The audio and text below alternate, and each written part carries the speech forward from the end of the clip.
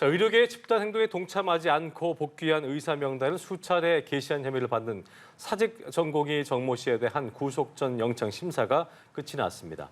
경찰은 이 전공의에게 스토킹 혐의를 적용했는데요. 구속 여부 전망해 보겠습니다. 네, 일본도로 이웃을 살해한 사건의 충격이 여전한 가운데 의정부에서 50대 남성이 106cm의 일본도를 들고 거리를 배회해 경찰 50여 명이 출동한 사건이 발생했습니다. 네. 자세한 소식은 박주희 변호사와 함께 짚어보겠습니다. 어서 오십시오. 네.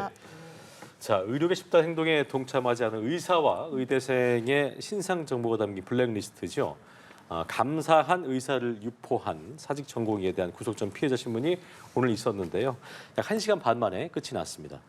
구속 위기에 놓이게 된 건데 일단 경찰이 적용한 혐의 스토킹 처벌법 위반이었습니다. 어떤 의미일까요? 네, 처음에 경찰은 이 해당 전공의에 대해서 개인정보보호법 위반을 적용을 했습니다. 그런데 개인정보보호법 위반이 되기 위해서는 개인정보 처리자라는 이 자격이 필요하거든요. 그래서 경찰은 추가 검토 결과 개인정보보호법보다는 이 스토킹 처벌법 위반이 더 가깝다 이렇게 판단을 한 겁니다. 왜냐하면 이제 지난 1월에 이제 스토킹 처벌법이 개정이 되면서 정보통신망에 타인의 개인정보를 의사에 반해서 올리는 행위도 이 스토킹 행위로 하나를 규정을 하고 처벌을 하고 있습니다. 그래서 지금 해당 전공의는 이 남아있는 이 의료 사태에 동참하지 않는 의료인들의 명단 그리고 신상 정보 등을 그 당사자들의 의사에 반해서 올리고 있기 때문에 이 스토킹 처벌법상 스토킹 행위에 해당이 됩니다.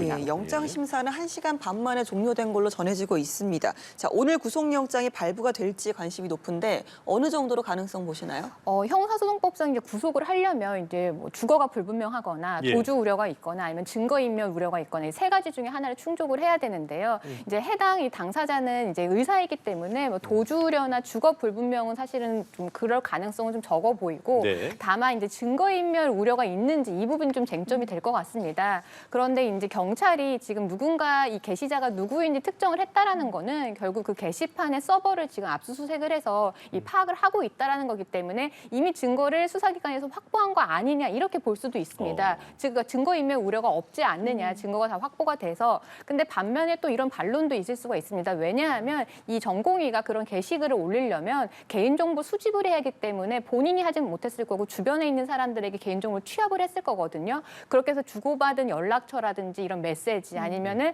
그 해당 당사자들과의 이 말맞춤 이런 부분이 있기 때문에 이런 우려가 있기 때문에 증거인멸의 우려도 있다 이렇게 충분히 볼 수도 있을 것 같습니다. 네, 특히나 또 구속이 될 경우에는 의사 면허가 취소될 수 있다는 전망도 나오잖아요. 이게 지난해 4월에 의료법이 통과가 됐으니까요. 맞습니다. 형이 확정되면 면허가 취소될 가능성도 없진 않은 거죠? 네, 맞습니다. 지난해 4월에 의료법이 개정이 되어서 11월부터 시행이 되고 있는데요. 이 해당 의료법 개정안의 핵심 내용은 이겁니다. 예전에는 의료보건 법령 위반을 했을 때만 의사 면허가 이제 취소가 될 수가 있었는데 이제는 다른 법령 위반으로 금고 이상의 형을 받았을 때는 의사 면허를 취소하도록 되어 있습니다. 네. 할 수 있는 게 아니라 하도록 되어 있는 건데요. 근데 여기서 금고 이상의 형이라고 하는 거는 선고유예, 집행유예 모두 포함이 됩니다. 그런데 지금 이 전공의에게 지금 적용된 혐의는 스토킹 처벌법이잖아요. 네. 근데 스토킹 처벌법상 이 법정형은 3년 이하의 징역 그리고 3천만 원 이하의 벌금인데 만약에 이 전공의가 다른 전과나 여죄가 없어서 벌금형으로 이제 그친다라고 했을 때는 이제 의사 면허가 취소되지 않겠지만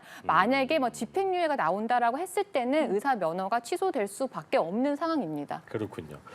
현재 의사 블랙리스트 관련 수사가 세 갈래로 진행이 되고 있습니다. 정리를 좀 해보면 첫 번째가 이제 지난 2월에 올라왔던 참의사 리스트라는 것, 그리고 오늘 구속 여부를 앞두고 있는 정 씨가 연루된 이 감사한 의사 블랙리스트, 그리고 지난달부터 아카이브에서 활동 중인 이른바 감귤사랑 의사들인데 관련돼서 현재까지 몇 명이 검찰로 송치가 된 겁니까? 네, 지금 말씀하신 것처럼 의사 블랙리스트 유포라고 하더라도 이 세 차례나 이루어졌습니다. 지난 2월에 이제 전공의 이탈 사태에 동참하지 않았던 전공의들이 조롱하는 참의사 리스트도 있었고요. 또 이번에 이제 영장 청구가 됐던 이 정 씨가 연루된 혐의는 이 감사한 명단이라고 해서 이 집단 행동에 동참하지 않은 전공의와 휴학하지 않은 의대생들을 조롱하는 조롱하는 명단이고요. 그리고 지난달부터 이제 응급실에 남아 있는 의사들을 조롱하는 이 감귤사랑 의사들인데 지금까지 이것과 관련해서 43건의 이 수사 의뢰가 되었고요. 이 중 총 32명이 지금 검찰에 송치된 상태입니다. 그렇군요. 네. 우려스러운 것 중에 하나는 지금 수사가 이어지는 상황에서도 이 블랙리스트 정보가 계속 업데이트가 되고 있다는 점이잖아요. 그렇습니다. 이런 상황에 대해서 또 일부에서는 뭐 헛짓을 그만하라 조롱까지 나오고 있더라고요. 네, 방금 말씀드렸던 이 감귤사랑 의사 아카이브 운영자는 이번에 스토킹 처벌법 혐의로 이제 영장이 청구된 전공인은 이 아카이브 본인들이 운영하는 아카이브와 관계가 없는데 이 경찰이 엉뚱한 사람을 자신으로 착각을 했다. 네. 그러면서 경찰이 뭣도 모르면서 실적 올리려고 수사를 한다 이렇게 조롱하기도 했습니다. 예. 그러고서 거기에 멈추지 않고 계속 업데이트를 하겠다는 의사를 밝히고 실제로 업데이트까지 하기도 네. 했습니다.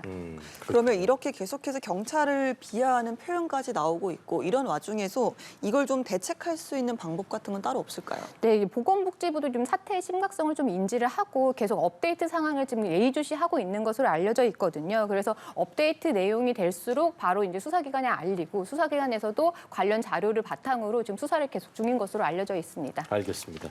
익명성에 기대서 이런 일을 하는 사람들을 위해 저희가 키보드 워리어라고 하잖아요. 예, 할 말이 있다면 좀 앞에 나와서 떳떳하게 하시길 바랍니다.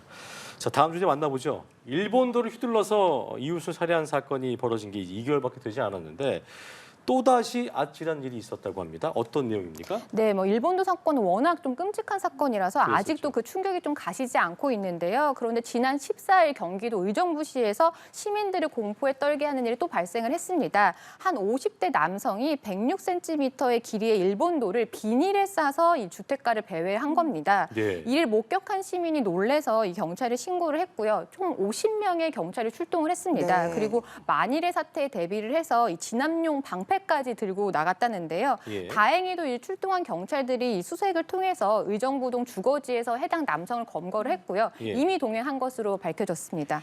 이 붙잡힌 남성이 심지어 이제 술에 취한 상태였다고 하는데 왜 이런 행동을 한 건지 이유가 좀 밝혀진 게 있습니까? 네, 뭐 술에 취했기 때문에 아마 지켜보는 이 목격자들은 더 겁에 더 먹었을 위험하죠. 거예요. 그런데 이 남성이 밝히기로는 돌아가신 외삼촌의 일본도가 어머니의 집에 있었고 그 일본도를 자신의 집에 진열하기 위해서 들고 나온 거다 이렇게 밝혔습니다. 예. 그런데 결과적으로 이 남성이 어떤 뭐 이 일본도를 사용해서 위해 행위를 한 건 아니잖아요. 그럼에도 불구하고 신고를 하지 않은 이런 도검을 소지한 것만으로도 불법이죠. 네, 뭐 다행이라고 해야 될지 뭐 누군가를 위협하기 위해서 이게 칼을 들고 나온 건 아닌데요. 네네. 그렇다고 하더라도 이 남성이 불법을 저지른 것에는 뭐 문제가 없습니다. 법적으로 칼날 길이가 15cm 이상인 도검을 소지하기 위해서는 총포도검법상 허가를 받아야 되는데요. 네. 이 일본도는 지금 1m가 넘는 길이기 때문에 당연히 소지 허가 대상입니다. 그런데 이런 소지 허가 대상의 도검을 소지 허가를 받지 않고 소지를 했을 때는 총포도검법에 따라서 5년 이하의 징역 1,000만 원 이하의 벌금에 처해지게 됩니다. 그렇군요.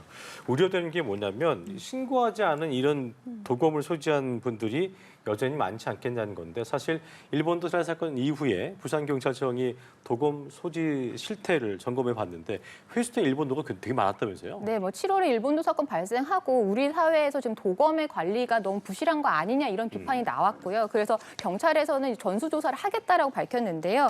이번에 부산경찰청에서 민간 소유 도검에 대해 민간에서 소유하고 있는 도검 2,979정에 대해서 전수조사를 진행을 했습니다. 점검 결과 강력범죄 전과로 애초에 이 도검을 소지할 수 없는 경우도 발생을 했고요, 발견을 했고요. 또 소유권 포기나 분실된 사례도 있었습니다. 그래서 이렇게 허가가 취소된 도검이 총 549정이었습니다. 네. 그리고 이렇게 특히 이렇게 회수된 도검 중에 281정은 이 철강 공장에서 폐기가 되었는데요. 충격적인 건 이 폐기된 일본 그 도검 중에 예. 일본도가 약 90%가 250정이나 되었다라고 합니다. 네.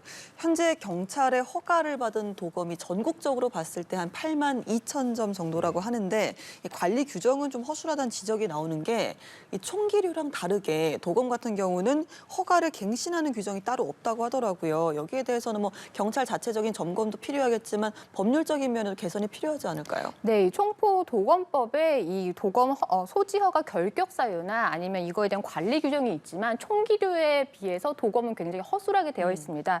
일단 법에 따르면요, 마약 중독자나 정신질환자 같은 경우는 애초에 이런 도검이나 총기류의 소지 허가를 받을 수가 없습니다. 그런데 총기류 같은 경우는 이렇게 정신질환이 있는지 없는지를 판단하기 위해서 이 병원에서 발행한 신체 검사서와 그리고 정신과 전문의 소견서를 필요로 하거든요. 네. 그런데 도검 같은 경우는 이런 규정이 없습니다. 운전면허만 있다라고 하면 신체 검사를 대신해서 이 도검 허가를 받을 수가 있고요. 예. 또 말씀하신 것처럼 도검 허가를 소지 허가를 받은 이후에도 전혀 관리가 되어 있지 않은데요. 총기류 같은 경우는 3년마다 갱신을 해야 됩니다. 그래서 즉 3년 안에 뭔가 결격 사유가 발생을 했는지 이 부분을 예. 계속 예의주시를 하는데 네. 도검 같은 경우는 이런 갱신 규정이 없어서 사실상 한 번 소지 허가를 받으면 영원히 소지를 할 수밖에 없는 상황이라서 이런 부분은 사실은 명백한 입법의 미비기 때문에 이런 부분은 빨리 좀 보완이 되어야 될 것 같습니다. 그렇군요. 알겠습니다.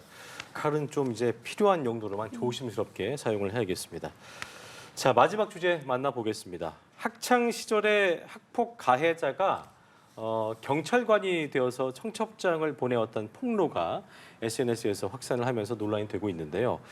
직장인들의 익명 애플리케이션이죠. 이게 블라인드에 올라온 글인데 어떤 내용이었습니까? 네, 최근 직장인의 블라인드에 학폭 가해자에게 청첩장을 받았습니다라는 제목의 글이 올라왔습니다.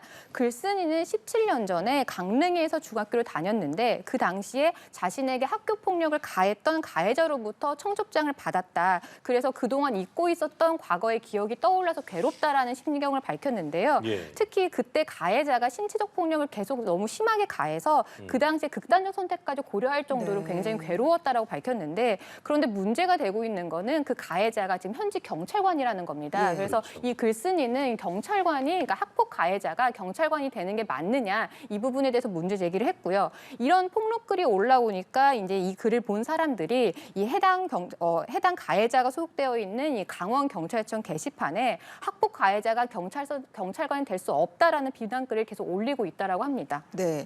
그런데 경찰에서는 이 해당 경찰관에 대한 징계를 검토를 했는데 징계 조치가 불가하다는 판단을 내렸거든요. 이건 또 어떤 이유일까요? 네, 공무원을 징계하기 위해서는 관련 규정에 따라야 되는데 국가공무원법에 따르게 되어 있습니다. 그런데 국가공무원법에 따르면 그 징계 사유가 되기 위해서는 직무와 관련해서 어떤 법령을 위반을 해야 되거든요. 그러니까 즉 현직에서 현직에 있으면서 이런 부분을 법령을 위반하거나 문제를 일으키거나 해야 되는데 지금 학교 폭력 사건 같은 경우 17년 전이라는 거죠. 경찰관이 되기 이전의 사건이기 때문에 국가공무원법을 적용할 수 없다라는 입장입니다. 해당 경찰관 같은 경우는 어떤 반응을 보이는가 궁금했는데 조직에 심려를 끼쳐서 죄송하다 뭐 이런 마음이 들겠죠. 그러면서도 사실과 다른 부분에 대해서는 법적 대응을 하겠다고 밝혔습니다. 그리고 반대로 해당 글을 쓴 게시자 같은 경우에는 가해자가 명예훼손으로 고소하겠다고 합박하고 있다고 주장을 하고 있는데 사실 블라인드 같은 경우도 이제 익명성을 기반으로 한 앱이기 때문에 이런 경우에는 이제 보는 사람들 입장에서도 향후 수사의 방향성이 어떻게 잡히는 거야 궁금합니다. 어떻게 좀 진행이 되겠습니까? 일단 블라인드에 해당 경찰관의 이름이나 아니면 직함을 기재하지 않았기 때문에 이 부분에 대해서는 명예훼손 성립 여부가 검토될 여지는 없고요. 없군요. 다만 이 사실관계가 왜 그러냐면 이 글쓴이 같은 경우는 이 청첩장에 나와 있는 신부 측에 예. 이 신랑이 가해자였다. 학폭 폭력의 가해자였다라고 네. 이걸 알렸다라고 합니다. 이 부분을 가지고 지금 해당 경찰관이 문제를 삼고 있는 건데요. 예. 그런데 이게 명예훼손이 되는지는 사실은 좀 살펴볼 필요가 있습니다. 왜냐하면 형법상 명예훼손이 되려면 다른 사람에 대한 어떤 이야기를 다른 사람한테 전달한 것뿐만이 아니라 그 전달받은 사람이 어떤 사람이냐도 검토를 합니다. 그래서 즉 불특정 다수에게 이 사실을 유포를 하거나 아니면 특정인이라고 하더라도 이거를 전파할 수 있는 가능성이 있는 사람한테 이런 얘기를 전달을 해야지 명예훼손이 성립을 하거든요. 그런데 형법 판례상 이 피해자의 가족이나 아니면 굉장히 친밀한 지인들에게 이런 사실을 알렸을 때는 이 지인들이나 가족들 같은 경우는 이런 불리한 이야기를 다른 사람한테 유포할 가능성이 없잖아요. 네. 그렇기 때문에 전파 가능성이 없다라고 해서 명예훼손이 성립하지 않는다라는 판례가 있기 때문에 해당 사안은 신부 측에 이런 사실을 알렸기 때문에 과연 전파 가능성이 있다고 봐야 될 것이냐 이 부분이 쟁점이 될 것 같습니다. 직접적으로 뭔가 증거, 괴롭던 증거라든가 이런 게 있지 않다면 처벌 가능성은 크지 않다고 봐야겠네요. 네, 맞습니다. 알겠습니다. 사건 이슈 박주희 변호사와 함께했습니다. 오늘 말씀 고맙습니다. 고맙습니다.